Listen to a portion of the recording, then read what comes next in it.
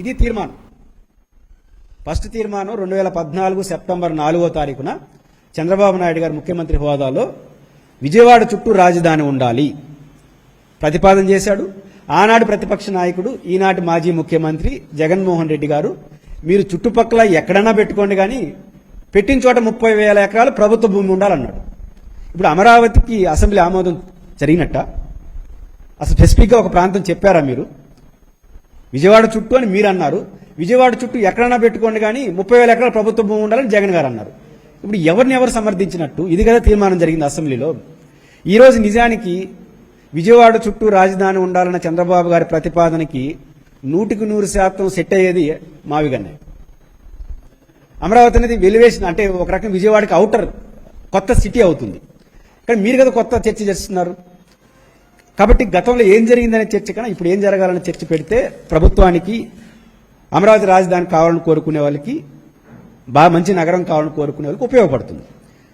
Viability ప్రధానంగా చర్చ పెట్టాలనుకుంటాం. వైబిలిటీకి సంబంధించినంత వరకు అమరావతి నగరంలో రాజధాని నిర్మాణం జరగాలి. ఇక్కడ 2 కాన్సెప్ట్లు ఉన్నాయి.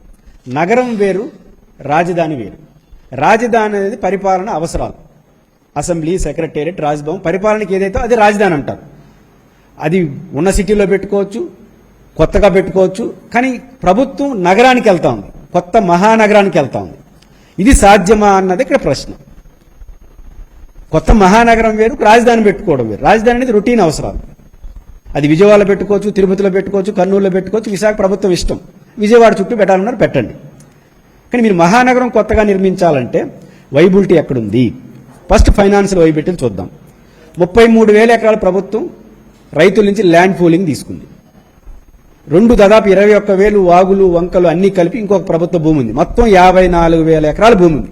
దీంట్లో అమరావతి రైతులతో కుదుర్చుకున్న ఒప్పందం ఏంటంటే సంవత్సరానికి 50,000 రూపాయలు ఒక ఎకరాకి కౌలు ఇవ్వాలి. అదేవిధంగా రిటర్నబుల్ ప్లాట్స్ 100 సెంట్లు ఎకరా భూమి ఇస్తే 27 సెంట్ల నుంచి 24 సెంట్ల లోపు వరకు 3 ప్లాట్లు ఇవ్వాలి. అంటే 1,09,000 ప్లాట్లు రైతులకు రిటర్న్ ఇవ్వాలి. ఇప్పుడు అమరావతి రైతు కౌలు ఈ సమస్య ఎంతో తెలుసా? ఎకరాకి 95,000. అంటే 10% హైక్ చేసుకుంటా పోవాలి. ఇప్పుడు 4,500 కోట్ల రూపాయలు కౌలు ఇచ్చాం, ఇవ్వాలి కూడా. ఎందుకంటే రైతు నీ భూమి ప్రభుత్వానికి ఇచ్చేసిన తర్వాత తన బతుకు తెరిగిపోయింది. ఆ విషయం నేనేం తప్పట్ను. ఎంతకాలం ఇవ్వగలం, ఎంతకాలం నగనాన్ని నిర్మించగలం, ఇది మా ప్రశ్న. రైతుకి ₹1,00,000 కాదు 2 లక్షలు ఇచ్చినా స్వాగతిస్తాం. కానీ ఎంతకాలం ఇవ్వగలము? మీరు మహానగరం నిర్మించేంత వరకు వాళ్ళు ప్లాట్లు తిరిగి ఇవ్వనంత వరకు ఇచ్చుకుంటా పోతే ఎన్ని వేల కోట్లు అవుతుంది? ఇది ప్రశ్న. అంతే తప్ప ఇవ్వడాన్ని ఎవరు తప్పట్టట్లేదు. వాళ్ళ ప్రాణం మనకి ఇచ్చేశారు కాబట్టి, వాళ్ళ బతుకు తెరువు అది కాబట్టి. ఈ 50,000, 4,000 ఎకరాలని ఫస్ట్ ప్రభుత్వం చేయాల్సింది వాళ్ళకి రిటర్నబుల్ ప్లాట్లు ఇవ్వాలి. నేను తిరుపతిలో రియల్ ఎస్టేట్ చేస్తున్న వాళ్ళందరినీ అడిగినాను.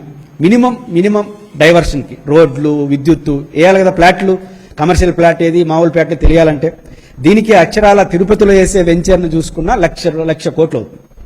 54,000 ఎకరాలకి 1,00,000 కోట్లు అవుతుంది. అంటే అమరావతి రైతులకు ఇవ్వాల్సిన 1,09,000 ప్లాట్లు, 9,000 ప్లాట్లు, ప్రభుత్వం ఉంచుకోదలుచుకున్న భూమి, మరియు సెల్ఫ్ సఫిషియెంట్ రాజధాని అంటే ఇంకో 5,000-6,000 ఎకరాలు మిగులుతుంది. దాని ప్లాట్లేసి అమ్మాలి, 1,00,000 కోట్లు వస్తుంది. అవి జరగాలంటే ఫస్ట్ ఇది జరగాలి కదా, ప్లాట్లు డివిజన్ జరగాలి కదా, 1,00,000 కోట్లు అవుతుంది. పాలవాగు, గ్రావిటీ కెనాల్, కొండవీటి వాగు, ఈ 3 వాగుల నుంచి కొత్తగా ఏర్పడే నగరానికి వరద నివారణ కోసం ప్రపంచ బ్యాంక్ ఇచ్చిన నివేదిక ప్రకారం 8,000 కోట్లు ఖర్చు పెడుతున్నారు. డ్యామ్స్ అవన్నీ ఎత్తిపోతల పథకానికి. ఇంకా రాజధాని నిర్మాణం తర్వాత మినిమం ఏర్పాట్లకే 1,00,000 నుంచి 1,20,000 కోట్లు తిరుపతి లెక్క ప్రకారం, చంద్రబాబు గారి లెక్క ప్రకారం 2,00,000 కోట్లు అవుతుంది. ఇదైతే ఫస్ట్ ప్రభుత్వం పెట్టాలా వద్దా? ఇన్ని కోట్లు పెట్టే పరిస్థితి ఉందా? ప్రభుత్వం చెప్పాలి. ఇట్లా పెట్టే క్రమంలో మొదటి దశగా 15,000 కోట్ల రూపాయలు ప్రపంచ బ్యాంకు నుంచి అప్పు తీసుకొచ్చారు.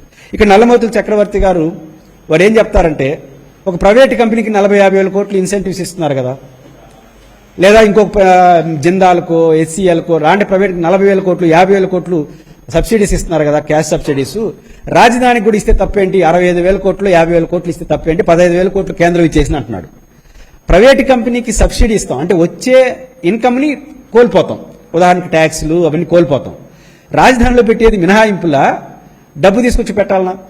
కన్స్ట్రక్షన్కి అంతా డబ్బులు ఖర్చు పెట్టాలి కదా. 1,00,000 కోట్లు బడ్జెట్ నుంచి కేటాయించాలి. ప్రైవేట్ కంపెనీలకు ఇచ్చేదేంటి?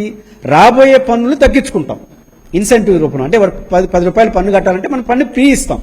దీనికి డబ్బు చెల్లించడానికి ఏమైనా పొంతనుందా? ఆర్థికవేత్తలు అట్లా మాట్లాడచ్చా? 15,000 కోట్ల రూపాయలు ప్రపంచ బ్యాంకు అప్పు తీసుకొస్తా ఉంటే అది కేంద్ర ప్రభుత్వం ఇచ్చేస్తుందని అబద్ధాలు చెప్తున్నారు. 15,000 కోట్లకు 8.5% వడ్డీతో ప్రపంచ బ్యాంకు నుంచి డాలర్ రూపంలో తీసుకొస్తున్నాం. దీనికి కేంద్ర ప్రభుత్వం షూరిటీ, భారతదేశం అవతల ఏ రాష్ట్ర ప్రభుత్వం అప్పు తీసుకురావాలనుకున్నా దానికి మస్ట్ అండ్ షుడ్ కేంద్ర ప్రభుత్వం అష్యూరెన్స్ ఇవ్వాలి. ఆ రొటీన్ ప్రాసెస్లో బాగా 15,000 కోట్లు తీసిచ్చారు. దీనికి వడ్డీ 8.5%.